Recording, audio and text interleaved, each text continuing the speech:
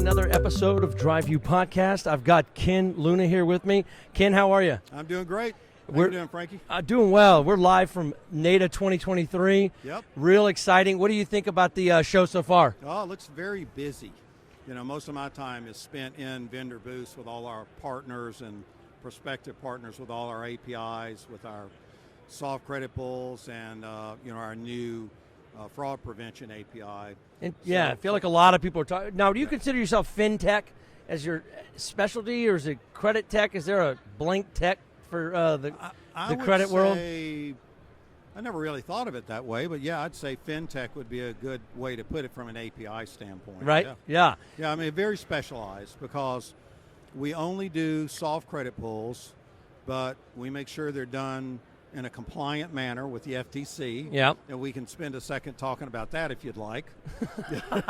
And I'm assuming that not everybody does it all the same, that would be right? a pretty good assumption. Not all created equal, right? Nope. So, basically, if you're doing a soft credit pull and you're engaging with somebody and you're telling them they can get pre-qualified or get pre-approved, FTC is going to get really nasty with folks that don't give a proper response. You know, it's interesting you mentioned FTC. A lot of these new laws, they're getting a lot more serious with the dealer. Yep. Are you talking to the dealerships about I've seen a lot of stuff come out with compliance, and it's getting real. You know, stuff that before was just kind of not really being policed is now being more policed. Are you seeing that? I just think, I still think that it's one of those things that flies under the radar. I was talking to the folks at Equifax the other day, and I hate to say this, but I need a train wreck. And what that means is someone's got to get sued. So once somebody gets sued or gets fined by the FTC, then everybody's going to pay attention. And up to this point, let's put it this way: if that's happened, I haven't seen it. No, and you would have seen it. I mean, we're seeing some. There are some consumers that have sued and gotten millions of dollars for certain things. Right. Not so much on the credit pulls. It's been more on the don't contact me type stuff. Yep, exactly. But it's all kind of interrelated, And at the end of the day, it's about making sure that dealerships are educated on what good looks like. Exactly. So basically, what the FTC requires is that if you're going to do this, you're going to tell people that they can get pre-approved per se. Then your response has either got to be why they weren't, and you don't have to get into specifics. That's but it's like just telling them, okay, the data you gave us was not sufficient enough to get you pre-approved. Someone from the dealership will be in touch with you. That's right. You can't just say nothing.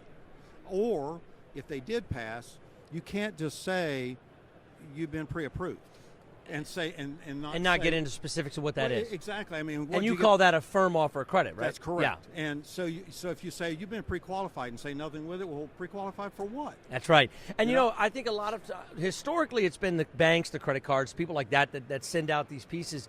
And it's a newer thing. I feel like in the last 5 years, the dealers are serious about realizing they can do it themselves. You don't have to have Capital One and a specific captive involved. You know, and that's one of the things I think is great about this new world. Now, what are you seeing out there as far as this whole fraud thing that's coming up? What exactly is the proactive way to look at that? Well, so it's like buying insurance, I guess. It's if you look at the statistics from the bureaus, then the losses in the automotive industry approach almost $2 billion, and it's like, what? I mean, you don't hear where it's not advertised. I mean, you see some things, but what you're normally seeing is when people get caught, not when they get away with it. Right. And if I'm a dealer, I should be worried about that because. And how does it happen? I mean, what are the things dealers should be looking for? I will tell you, it's gotten very, very hard to figure out who a fraudster is. I mean, there's a lot of amateurs that do stupid stuff that of course you should catch, but. You've got organized crime, you've got other entities that are now very much involved in it, very sophisticated. And what synthetic fraud is where you're building an identity from the ground up. You're not stealing somebody else's identity. You're just manufacturing building a fake identity. You're building it over a year and a half, making the bureaus think that you are a real person and then nailing the dealer and walking away with a couple $100,000 of vehicles. And the dealer doesn't know that they lost that how do they vehicle. walk away? Well, they bought the car. They thought they were a real person. and they went through all the basic identity checks, but it didn't catch the synthetic fraudster. So basically, they leave with the car before maybe the funding's happened. They're thinking it's going to be fine. The bank comes back after the fact? The funding's happened. Everything is done. And then they're gone. And then 2 months later, the bank says we have to undo this. Yeah, the bank says, where this wasn't real person? Wow. So it's not until the default that they get caught. Oh, my gosh. And then they're long gone. Wow. So what we've done with our API, we built. And the dealer's holding the bag. Yep.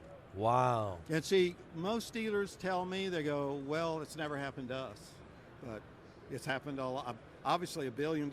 It's happened to somebody. Yeah. And you know what that? you've got is a situation where. Well, and do you think maybe it's because the banks are the ones kind of bridging the gap on that? I can't blame the banks. No, I'm not saying it's the bank's fault, but I'm saying maybe the dealerships don't know as much because the banks just kind of, it's their problem. No, it's not their problem though, because the bank has recourse to charge back to the dealership. See, that's why, like when we first started talking to TransUnion about this, and we learned about what they had built from a database standpoint, we're like, well, where's this running? And they said, well, some lenders have it. And we're like, you're at the wrong place. It needs to be at the dealership. Wow. So are you seeing, what about like, so you're mostly in like pre-qual, pre-screen type, soft pull type stuff. Right. What about the hard pull? Is that also part of like this, are they seeing it on the hard pull? Yeah, well, of course, because it's two different animals. So if you do a soft pull. This is so you don't even get too far down the road, wasting time on a prospect that's not really going to turn into anything by doing the pre-screen? Yes or and pre-qual? no. I mean, basically, if you're doing a pre-screen, you're not identifying that person per se. You kind of are, but if they're in the bureau and the bureau thinks that they're a person with an address, and then you're kind of, the assumption is that they are. And statistically, it's about 0.5%. There's some type of fraud associated with that entity that's in the credit bureau. So I mean, it's a lot. Wow. So that being said, and there's different degrees of it, but that being said. So what can be done? So, well, basically, vendors need to incorporate the TransUnion API, which we built the interface. What does it do? So it takes the pre-screen and then cross analyzes that against other databases to make sure it's an actual person, or no? It's way more than that. Okay. So I don't know if you've got your cell phone or not. Oh yeah, sure. But I'll give you a little mini demonstration of it here. Right, show me the little mini if demo. I can get my email to pull up properly. So basically, what this system does is it will send a text message to the individual that's applying for credit or has already applied, or wherever in the process is that the vendor wants to build it into their process. And what it does, it asks you, and I'm going to do this to you right now, but you don't have to do it. But I want to show you the text. Yeah. So basically, I don't know if you want to give out your cell number though, or do you want to type it in? Sure, yeah. I don't want to put my cell phone out all over the internet. All right, there you go. Okay. So you hit send, and so you got a text, right? Should be. Let's see. Yeah. Did I put the number right? Let's see. Yeah. It must just be the service in here. Well, hang on. I can send another link to you. Try that. All right. See if you got it now. Yeah, the cell service in here is pretty bad. Anyway. Yeah. Okay. So now click on it. Well, I didn't get the link yet. What? I didn't get the link yet. Oh. Didn't come in yet. That's I somebody else. You got it. So if what happens is you should be getting the link. You can actually generate the link here, it says. Here, look, let's just click on that. Okay, you can. There we go. So basically what it does is that it asks you to take a picture of the front and back of your driver's license and also take a selfie. And once you've done that and you generate that and you send it in back into the system through our interface and to TransUnion, there's a lot of things that happen. First, okay, so this is really about, you're basically upping the pre-qual process. You're having the consumer verify themselves, like another layer to verify themselves before it even does the pre-qualification. Before they drive off the lot with a car. Yep, I love that. You want to know that this person actually is who they say they are, and this is kind of like the bulletproof piece of that. And you just make it part of your process. Correct. It gets built into the process. So are you finding that the best way to put this, what I would call, I guess, middle tech, into the dealer's process? Is it does the salesperson do this, or is it more the finance department? Finance. Okay, so Yeah, the finance that's department too is doing early it. to do it, but it's So a little intrusive. Yeah, so you kind of sit down yeah. with the finance and the finance department. Hey, we're going to send you a link real Yeah. quick. This is just part of our verification. To Go ahead and protect fill this your out. identity. How long does it take to come back? It's supposed to be like in a second. Is it pretty quick? Okay, yeah, nice. I mean, it's like right away. Okay, so it's not like it's a long process. Oh no. And so someone who's a fraudster would probably They would not use it. They'd back off right there. Right. So if someone is really a good fraudster, they see this and they go, pass.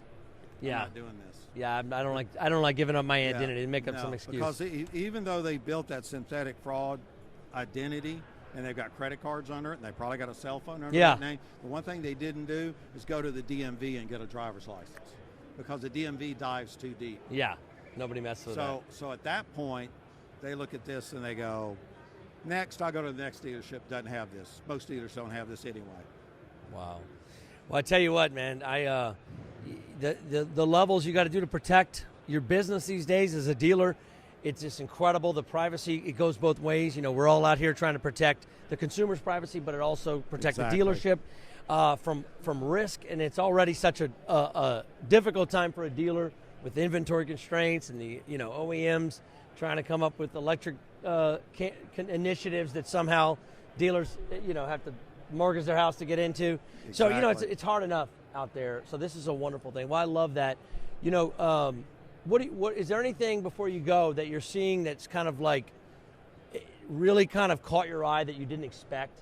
Is there any innovation? It doesn't have to be from credit. It could be anything you've seen that is interesting from the show this year. In all honesty, no, but I've been, back to back. Yeah, you've been head meetings. down. Yeah, I get you. So, I mean. Well, if you see anything, I want you to come back and tell me. I will, if I see anything that I find that's just new and wonderful beyond what we've done, then yeah, I'll come back and let you know. No, I love NADA. I've been coming here a long time. I mean, energy's great this year. Well, I wasn't sure I was going to make it on time because I've been around, as you know, forever. Mm-hmm. So I keep running into people in the hallway, and I'm like, I gotta go. Oh yeah. It's great seeing you. I haven't seen you in a year or two or wherever. Yeah, exactly. But I love it. I got to move on. That's it.